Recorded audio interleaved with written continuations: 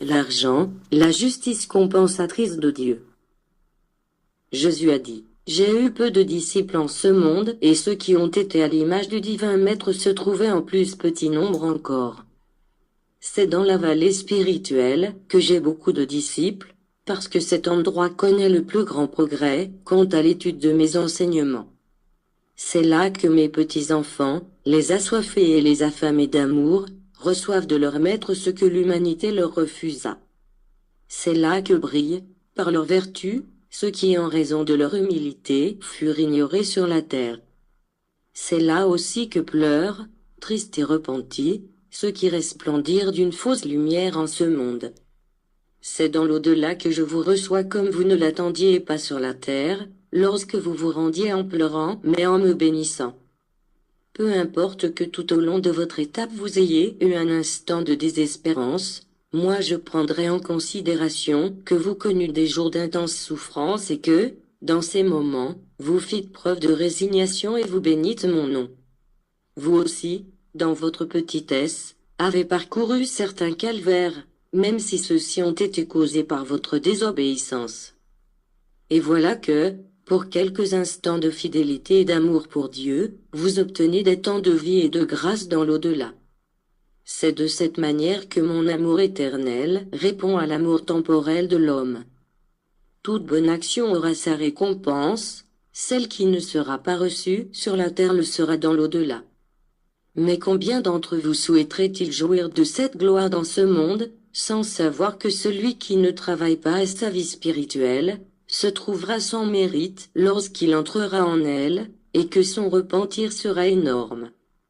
Celui qui s'en va rechercher les honneurs et les éloges du monde les aura, mais ils seront de courte durée et ne lui serviront en rien au jour de son entrée dans le monde spirituel. Celui qui est à la recherche de l'argent aura, ici, sa rétribution, parce qu'ainsi fut son désir, mais, une fois venue l'heure de tout laisser ici, pour se présenter dans l'au-delà, il n'aura pas le moindre droit de réclamer une quelconque compensation pour son esprit, bien qu'il croie avoir beaucoup œuvré en faveur de la charité. En revanche, celui qui a toujours renoncé aux flatteries et aux faveurs, celui qui a renoncé à toute récompense matérielle, occupé à semer le bien et se réjouissant de faire preuve de charité, celui-là ne pensera pas à des récompenses, parce qu'il ne vivra pas pour sa propre satisfaction mais pour celle de ses semblables. Combien grandes seront sa paix et sa félicité lorsqu'il sera dans le giron de son Seigneur. En ce temps, je viens pour vous offrir un enseignement limpide et parfait. Je vous dis donc qu'au terme de votre étape, seulement ce que vous aurez fait dans la vie avec un amour véritable vous sera pris en considération, parce que cela démontrera que vous connûtes la vérité. Ce n'est pas parce que vous ignorez à l'instant même de faire une bonne œuvre la valeur qu'elle a, que vous penseriez que jamais vous ne saurez le bien que vous avez fait. Moi je vous dis qu'aucune de vos œuvres ne demeurera sans récompense.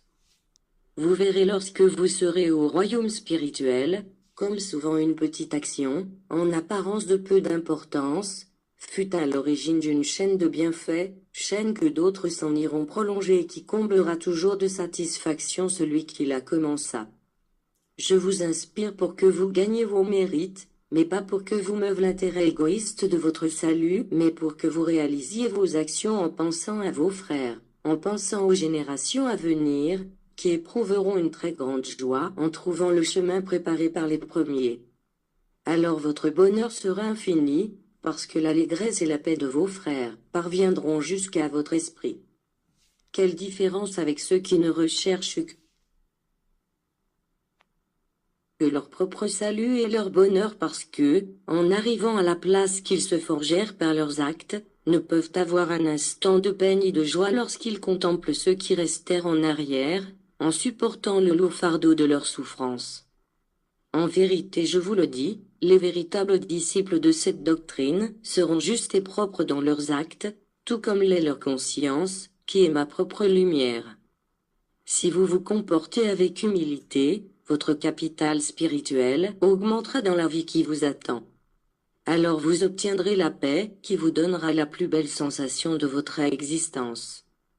Et, en votre esprit, naîtra le désir ardent de servir le Père, en étant un fidèle gardien de tout ce que j'ai créé, en étant un soulagement pour celui qui souffre et paix, pour celui qui n'a de tranquillité.